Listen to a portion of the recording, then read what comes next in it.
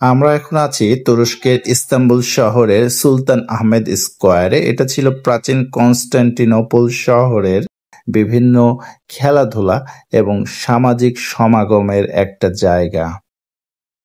এই সুলতান আহমেদ স্কোয়ারের উত্তর অংশে অবস্থিত একটি ফাউন্টেন বা ফোয়ারা, যার নাম হচ্ছে জার্মান ফাউন্টেন বা জার্মান ফোয়ারা।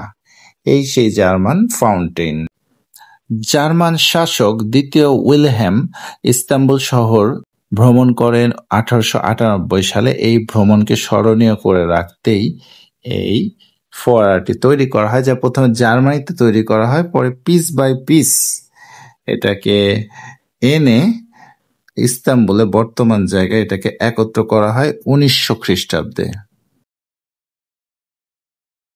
এই ফোয়ারার গম্বুজটি অষ্টভুজাকার এবং এটি 8টি মার্বেল পিলারের উপরে দাঁড়ানো, এবং যেহেতু অষ্টভুজাকার এর 8টা সাইড আছে এবং 8 সাইডের প্রত্যেক সাইডেই কিন্তু এরকম ট্যাপ বা পানির কল রয়েছে।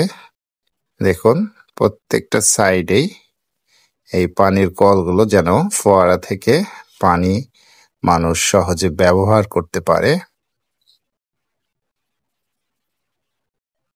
অষ্টভুজাকার এবং 8টি সাইড, 8টি মার্বেল পাথরের পিলার।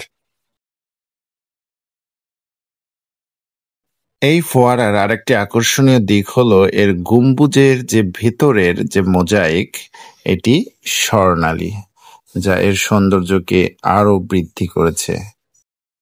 এই ফোয়ারা এবং সুলতান আহমেদ স্কোয়ার জায়গাটি ভালো করে চিনে রাখুন, কারণ ইস্তাম্বুলে গেলে আপনি ব্লু মস্ক বা হায়া সোফিয়া যেখানেই ঘুরতে যান, এখান থেকেই কিন্তু আপনার ট্যুর শুরু হবে।